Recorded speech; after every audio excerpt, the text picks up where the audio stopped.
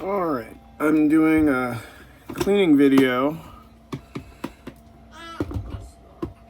and my kids will be in the background having a good time. And I'm doing this video for a family member so they know how I clean a rifle. It's just to give them a basis, and then as they continue on, they will come up with their own methodology on how they want to clean a rifle in the future, and that's fine. It's all shooter preference, as we used to say in the Army. All right, I'm not going to go over too much what I got in the kit. I'll probably talk about what I'm using, but I'm not going to go into too much detail about what's in the kit because I've already done that. So I've already pulled the bolt out of this rifle, but I'm going to put it back in just to illustrate the safety procedures. All right, so normally your action will be closed. You're going to go ahead and cycle your action, pull the bolt out, inspect and make sure the chamber's clear. Now that I've done that, I'm ready to start cleaning my rifle. Okay, this is a 300 Win Mag, so I'm using things specific to a 300 Win Mag. I've got a bore or a chamber brush, and I have a 30 caliber bore brush. Both of them are made from nylon. I have a 30 caliber jag on my rod. Jags are for circle patches, round patches, and your eyes are for square patches. If you're going to use an eye, you're going to use a square patch. Now, if your patch is the right size, you could use a circle patch, or you could choose not to use a circle patch. It don't really matter. I'm actually going to take my jag off, my brass jag, and I'm going to replace it with this plastic one. Now, normally a plastic one has a little thing on the end, little sharp thing on the end. This one doesn't. I took it off because it works better for me without it, with my bore guide. Here's my bore guide. There's a lot of different bore guides. I have one that has a little O-ring on the end, and that one works great, but I like the way this Tippmann works better. I like the generous aperture here for squirting in your solvents. They're both made with an aluminum body, but this one has plastic ends. This one has a plastic end on the back. The other one is just like this with a O-ring, and that O-ring prevents solvents from running back through the barrel. Now what I do is I put my barrel slightly downward to where I'm catching my patches, and I do that so the patches will be, any excess solvent will run out with the patch. The next thing I like to do, actually before I put my bore guide in, is I like to set a rag across the top here. That just helps any excess solvent or bore cleaner from getting into my trigger group, because your trigger group is typically right here where you're running the solvents into your bore guide, and it all leaks down, and basically what it's doing is drying out your trigger group. Your trigger group actually has a little bit of lubrication, mostly in the form of grease. Sometimes it's oil. But anyway, the bottom line is you're drying out your trigger group. It's not going to work as crisp for you. So I have to adjust this a little bit. This part, the little brass thing that turns and locks this ring that slides back and forth, goes down into where the slot for your bolt. You run this thing all the way forward. The body of the bore guide, you run it all the way forward, bring your little brass deal down, and then you just lock it in. And once you have it locked in, it should stay in place. I make sure that the little aperture back here is facing me. I have good line of sight on it, so when I'm squirting in solvents on a fresh patch, I don't have to try and find the hole, essentially. So we'll be using our little 4-ounce bottles here. And I'm going to go through all the steps.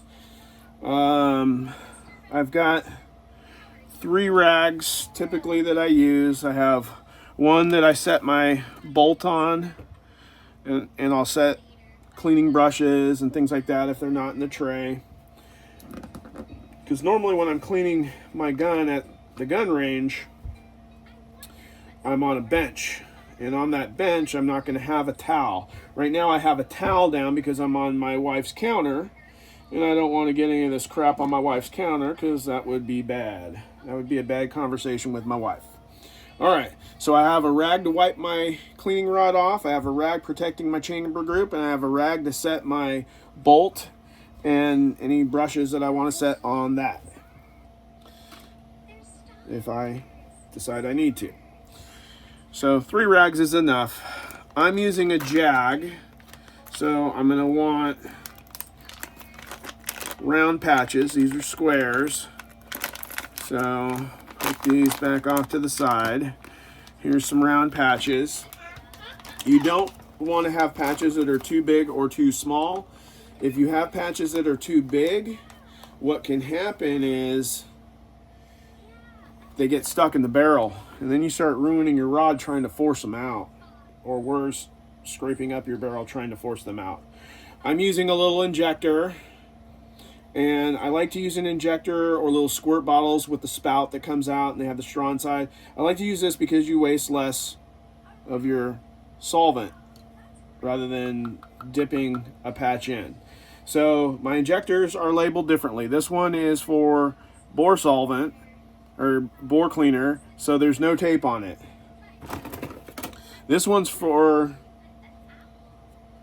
that was completely backwards. So let me squirt this out of here. The black is supposed to be for bore solvent, and this is supposed to be for copper solvent. I kind of screwed that up. That's all right. I'll clean this out real quick. Put its cap back on because I don't want to mix the two. Let me grab another clear one, and I just know I need to clean that one out later. All right, copper solvent, bore cleaner.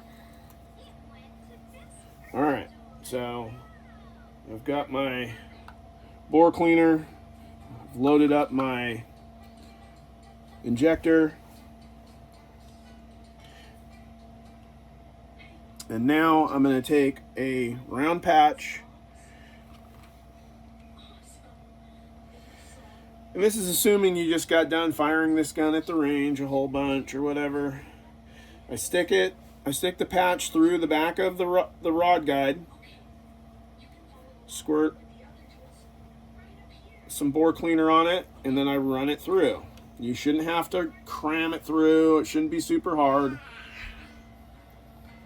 And as you can see, there is a little tiny bit of carbon. Well, not really a tiny bit, but there's some carbon. You know, and it may just be from the gun oil that I left in the barrel. Because when I store a rifle, I run a couple wet patches of oil through them for long-term storage. Now I'm going to run a dry patch through. There's no copper fouling this time, it's just mostly gun oil. That's why it's a little bit darker. You know, you can use CLR or other high-speed cleaners if you want to clean your gun with. I try to stay away from it because I don't want to ruin a barrel because I can't afford barrels. I've used it before, didn't notice anything bad happen, but I just like to be careful with it. All right, so this patch I'm running through is kind of generous on the bore cleaner. Because what I'm going to do right now is I'm going to go to the next step that I do, and that's run 2 patches of wet bore cleaner on here before I start brushing the rifle. Now remember, everybody has their own technique. I don't think anybody's one technique is better than somebody else's technique. What works for you is what works for you. This is what I do. It works for me. All right, so I've run 2 patches through that are pretty generous. Now I'm going to take my jag off. Set that down off to the side. I'm going to grab a 30 caliber brush, and I'm going to take my cleaning rag and kind of put this brush on here tight. Now there's two schools of thought. Some people say you never run it back and forth. Some people say you can run it back and forth all you want. I've watched F-class guys run their rods back and forth, and I don't think there's a huge problem with a nylon brush going back and forth. You just got to be careful because you don't want to be running this brass tip into your chamber and scraping up the inside of the barrel. You just run it back and forth. So that's what I'm going to do. Now as I put it inside the bore guide, I'm going to squirt a little bit more cleaner on it, and then I'm going to start running it back and forth. I'm holding on to my pistol grip because of the type of rifle it is I can. It's actually a pretty clean rifle, that's why it's squeaking so much. But I'd run that back and forth as many times as I think I need to, and I'd load it back up with cleaner if I felt I needed to, and then I'm going to take it off. Now we're going to move on to the next step. I'm going to put my brush away, grab a clean patch, and I'm going to run a couple clean patches, clean dry patches through to clean out any of the bore cleaner that's in there right now. Now these are coming out fairly clean because this rifle was already clean and I'm just trying to do a video. Alright, so that was the last patch to come out. It's a little wet from bore cleaner, but it's clean. Alright, so now I've scrubbed carbon out of the barrel. Now I'm going to go ahead and pull this out. Readjust my rag a little bit. I'm going to grab this little handle that I got out of a oldest cleaning kit that I had at one point. These star keys fit my scope screws, and then I have a little screwdriver here, and that's where they go. So it's just kind of a field expedient method of doing things if I needed to. I've never used it for that because I have other things that I use, but hey, I have it if I needed it, or if I wanted to put it in my field cleaning kit. So I screw this brass rod on, I secure my chamber brush, and now I'm going to squirt a little bit of cleaner on it off to the side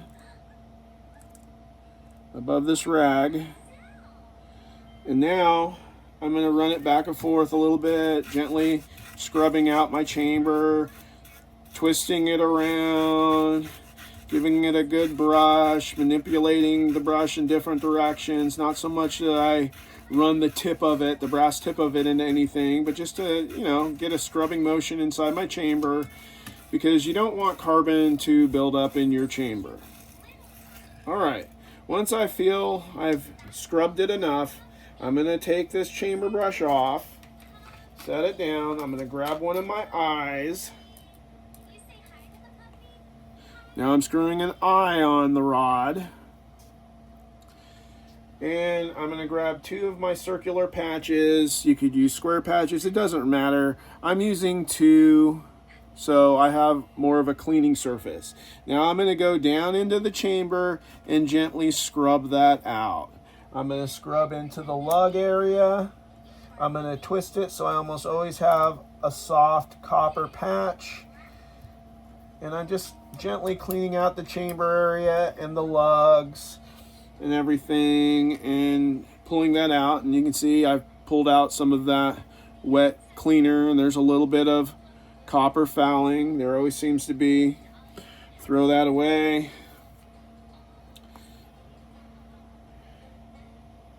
The main thing I'm trying to do is not have copper buildup, especially hard copper buildup. All right, so once I'm satisfied with my chamber, and you know, under certain circumstances, maybe I'm gonna keep scrubbing that until I'm sure, because maybe I fired 50 rounds or something. Now I'm gonna take a Q-tip, kind of run that in there, see if I can find any moisture that I need to get out of there. Now the problem is I can get in with the Q-tip going this way, but it's hard to get the Q-tip to go that way. That's where you can grab a little pick and you can go ahead and cut or break the tip off, and then you jam that sucker onto the point of your rod. Now a lot of times this will fall off and you'll have to fish it out of there, but that's how you can get to those areas that are opposite of what you're cleaning. You know, it'd probably be a good idea with these plastic picks that I'm starting to use if I use something metal to kind of bore out a hole and then stick them on here. I think I'm going to do that with this jag point and just kind of bore out a little bit of a hole.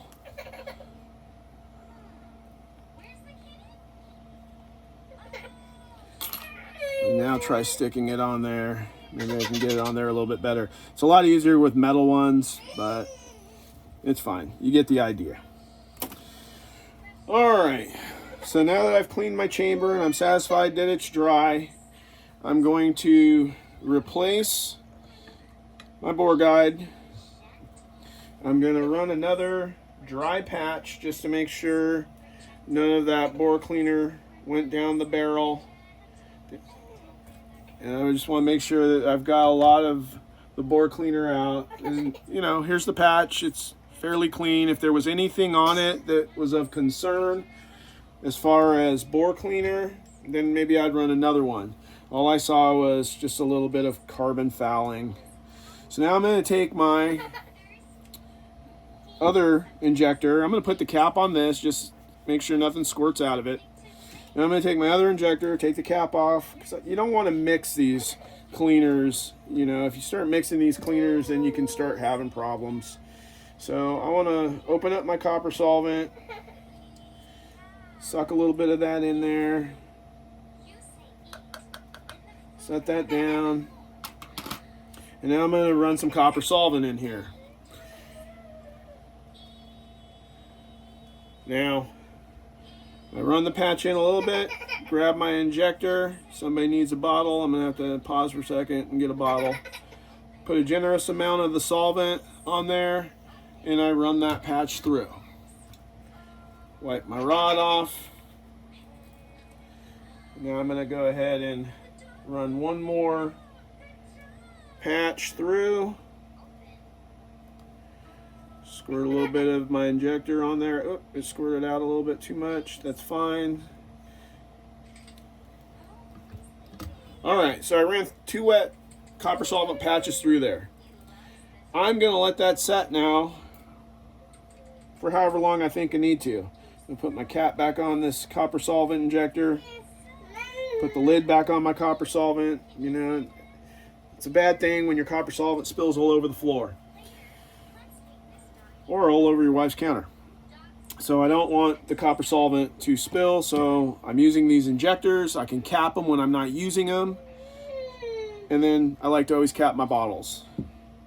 And when you're done using these, you just squirt what you didn't use back in the bottle. You know, if I just fired 40 or 50 rounds through this rifle, I'm probably going to use 3 or 4 of these syringes loaded up at least halfway to fully clean my rifle.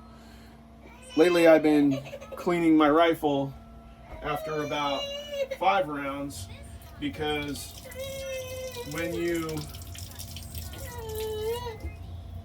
hunt, it's a little bit different when you're a competitive shooter. I've kind of changed my philosophy on shooting and cleaning a little bit. I'm going to get my boy a bottle so he doesn't get so upset with me. But as I was saying, when you're hunting, you're typically firing a clean barrel at that animal. So I don't want, it doesn't help me to use a foul barrel all day. So I'm right now cleaning my barrel every 5 shots. I'll do a 5-round string and then I'm cleaning my barrel. And the reason why I'm doing that is that 5-round string is pretty close to a clean barrel until you get to the end of those 5 rounds. The first round's the cleanest, and it starts getting fouled from there, but you're not putting 20, 30, 40, 50 rounds through your barrel before you clean it. So you're getting better chrono readings, and you have less fouling, like the conditions you would have when you're shooting an animal in the field. Because I don't go to the field with a fouled barrel. I go to the field with a clean barrel, and I want to know how a clean barrel is going to perform versus a fouled barrel. So I'm going to clean my barrel every 5 shots. Those chrono readings, I'll look at them and see if they're averaging out to about the same every 5 shots. But it gives me, and I can take, if I fire 25 rounds and I have my average chrono reading for every single one of those strings, and I take the average from all 5 strings, and then I get the average of that, and I plug that into my ballistics calculator, that's okay. But what it's giving me is better consistency for using my rifle in the field versus using my rifle at a competitive level, in my opinion. I'm not a PRS shooter. I don't, run 200 or 300 rounds through my barrel before I clean it. I'm not an F-class shooter who's firing after every time it's my turn to shoot. I'm a guy who likes to shoot recreationally and likes to hunt. So I like to clean my barrel every 5 rounds now and use those averages for my feet per second. And that way, when I take a shot at an animal and I'm using that data, it's closer to what I think it will be every time I take those 1 to 5 shots. All right, that being said, now let's say 10 minutes later, I'm running my patch through the bore. Now, when you run a patch through a dirty bore, this has a little bit of bluing on it, but not a lot. It really should be none. And it's good that I'm running some patches in here because it shows that I still have some more work to do on this barrel before I consider it fully clean. But now I'm going to run a dry patch, clean some of that out of there. And I would continue doing that and letting it set on the barrel until I'm satisfied that I've cleaned all the copper fouling out of there. Okay, so I might do this for 30, 40, 50, an hour, 2 hours, however long I think I need to do it until I'm satisfied that I've gotten the copper fouling out of the barrel. Now, there's other techniques to do. I've literally spent 2 or 3 hours cleaning a rifle. I've used CLR on that rifle for the hard carbon. I've used my copper solvent for the copper fouling, and then I've oiled it up, and then I've come back 2 or 3 weeks later and ran a patch through there, a wet and then a dry, and guess what? I find carbon fouling. Or I run a copper solvent patch and then a dry and find some copper fouling. So my technique is by no means the end-all be-all. It's what works for me. So oftentimes I'll clean my rifle at the range with this kit, and then maybe when I come home I'll clean it again, or a few weeks later I'll clean it again and I'll find some more fouling in there, and maybe I'll do that 2 or 3 more times before I go to the range again in between my outings. But the bottom line is I think there's always some residue in there, especially after you run those wet patches of gun oil down there and it sets for a week. There's going to be more stuff that breaks up. I mean, remember, when you look at this stuff under a microscope, it's still kind of porous from the tooling. And even after you break in a barrel, it's still not 100% completely perfect. But, stuff's going to build up and stuff's going to collect. And, if you're an F-class shooter or PRS shooter and you got sponsors and you have a way that works for you, and great. But this is what works for me. All right, so I ran a dry patch. I'm going to go ahead, once I get to the point where I think I've gotten I'm not getting blue patches anymore, I'm going to start running bore cleaner and then dry patch. Bore cleaner, then dry patch. So I got a dry patch here.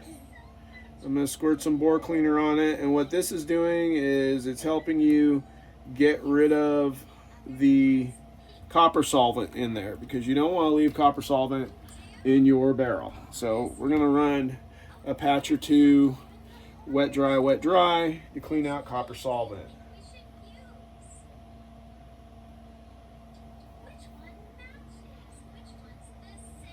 That's a dry patch. Okay, we're going to run a wet patch now.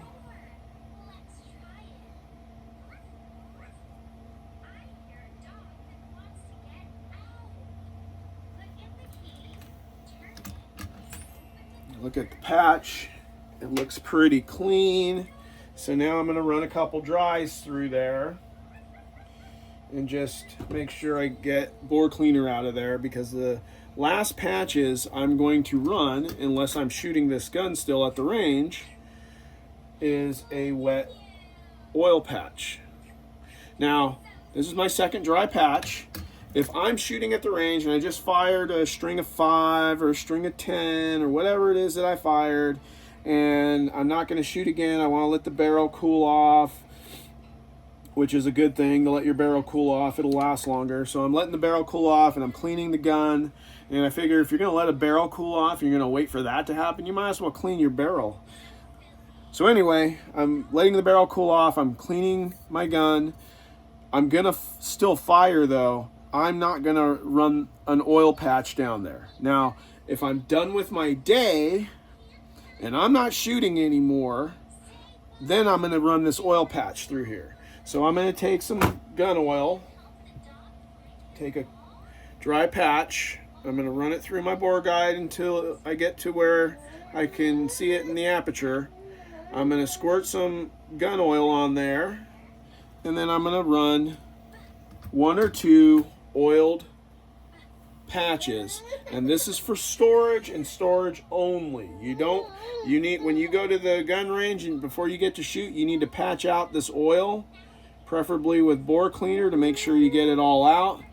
But what this oil is going to do, and this Hoppe's Gun Medic has a tendency to come out real dark, but what it's going to ultimately do is it's going to neutralize any of the copper solvent that might still be in there as residue, and it's going to basically keep your gun protected while it's in storage for however many weeks or months you're going to leave it in storage. You know, if you're going to leave it in storage for month after month, at least pull it out every once in a while and go ahead and run patches through it and wipe the action down, stuff like that. But you know, if you're going to you know, finish your day, always leave some oil in the barrel. That's just something I've always done, always told to do by our sniper school instructors. It's something I've always done. I think it's good practice. Some people probably don't. They just go with the bore cleaner, and great. If that works for them, that works for them. Whatever works for them, you know. I'm not saying my way is the best way of all or anything like that. I'm just saying this is what I do. So now I'm wiping off my bolt, looking at it, seeing if there's carbon coming off, which there isn't. I'm checking down here and inspecting. Maybe I need to use a pick to clean out carbon in here. I know I don't, because the rifle's clean. I'm making sure this hole right here where the firing pin comes out of is clean, and the extractor is clean, or the ejector rather, and then this is the extractor, making sure there's no carbon in there. And then once I've cleaned all that up, and then this bolt, particularly these SIG cross bolts, come apart real easy at the user level, so it's easy for me to take it apart and deep dive if I want to. But you don't deep dive a bolt action rifle very much. Maybe if your rifle gets all wet, you might deep dive it.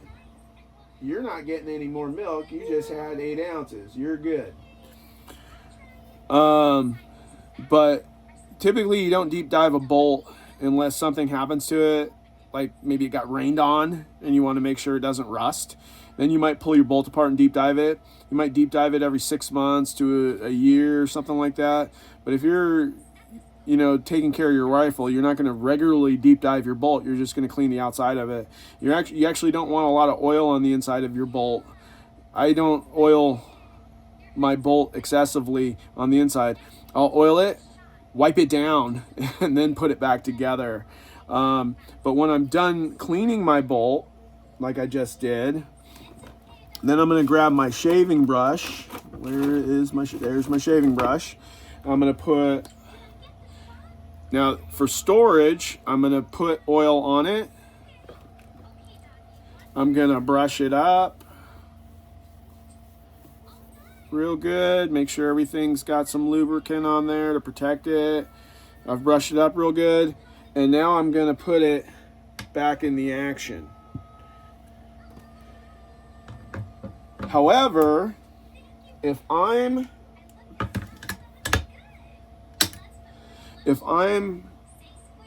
storing it, I leave the oil on it. If I'm still shooting it that day, I'm not messing with my bolt until I'm done for the day.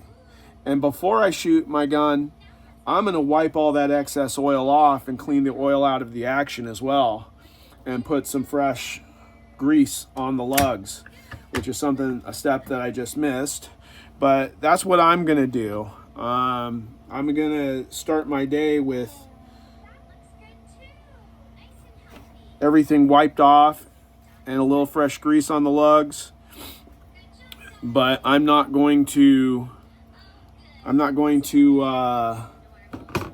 shoot it. It's damn near going to be dry when I shoot my gun.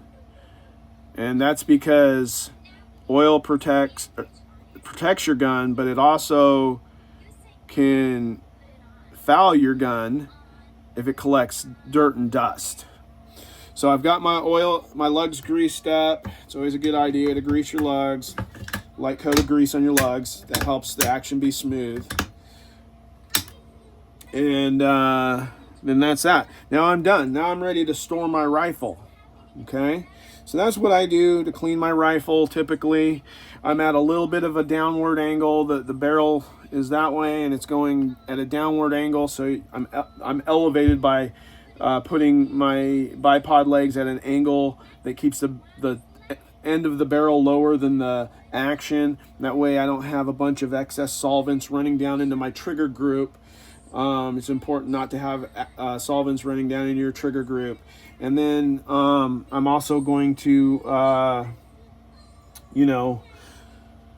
lube that bolt up, like I said, and just things like that. But that's a real basic way to clean your rifle.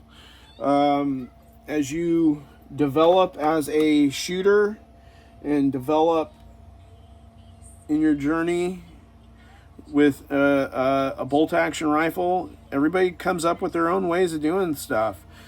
I'm not going to say there's any right or wrong specifically way of doing things, but everybody comes up with their own way, and that's okay.